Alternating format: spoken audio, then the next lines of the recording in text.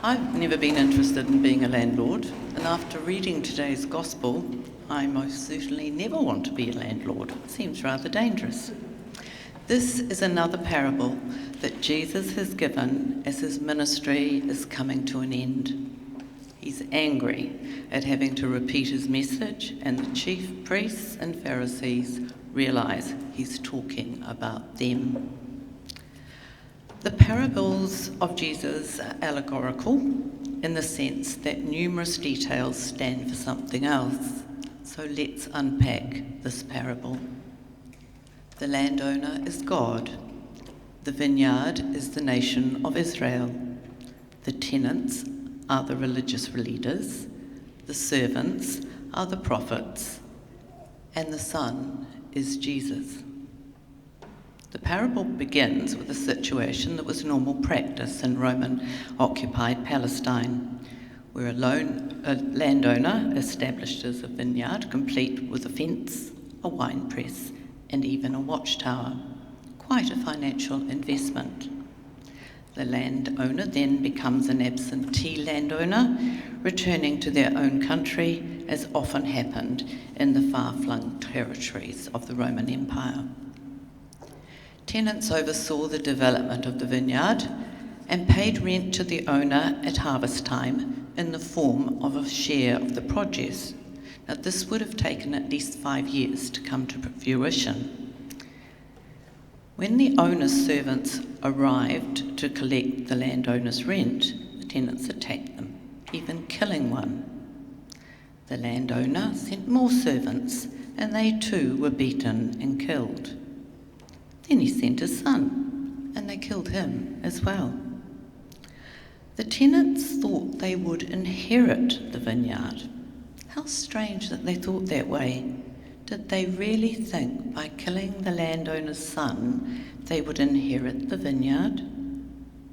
Perhaps these tenants had convinced themselves that the landowner would never come back.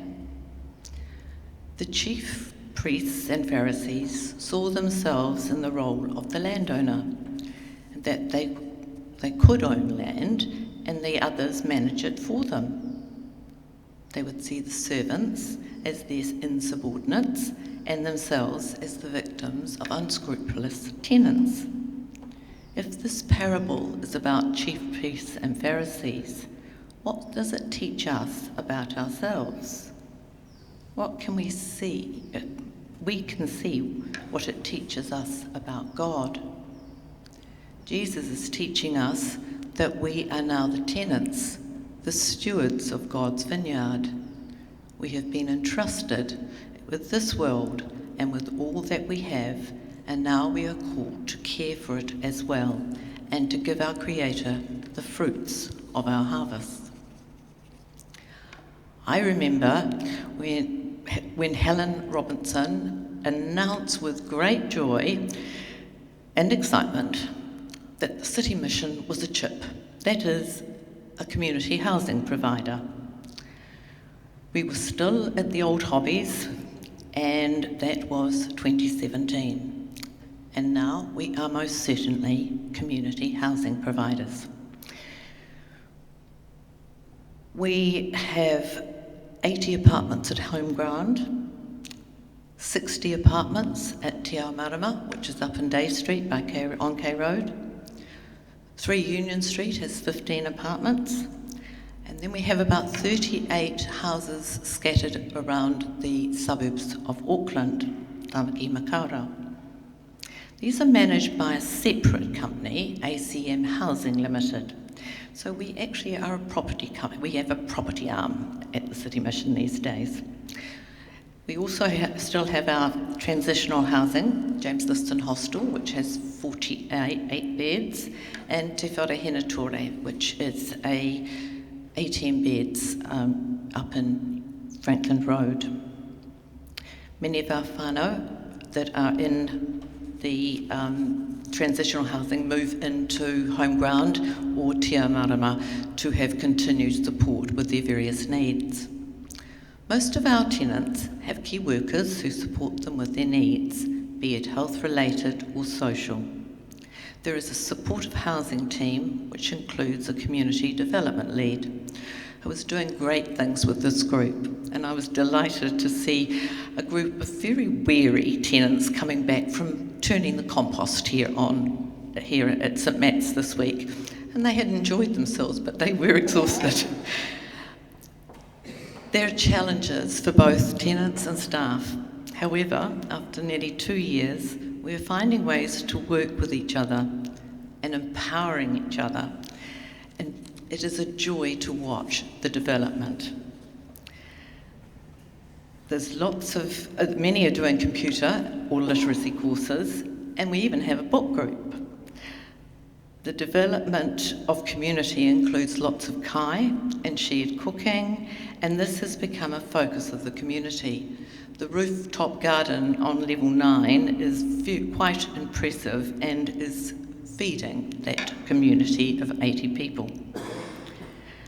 Since 2004, I have worked with the homeless of the CBD. This week, one of our streeties, who has been homeless for many years, was housed in home ground. I met him as I left work in the laneway, and he was looking around with the biggest smile on his face. He was home. He was home and hobbies. He was safe, and he had his home for life. This was Dame Diane Robinson's dream, so Chris Farrelly continued this dream to its fruition, and now our Manutaki, Helen Robinson, continues the mission.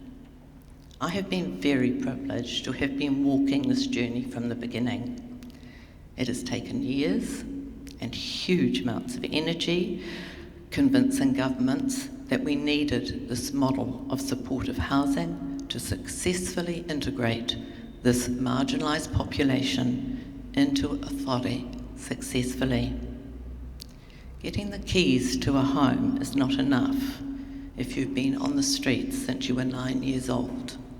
The concept of home is often a negative or violent one, or both. So the streets are a safer option. We are stewards of God's creation, and this includes caring for each other, not just our environment.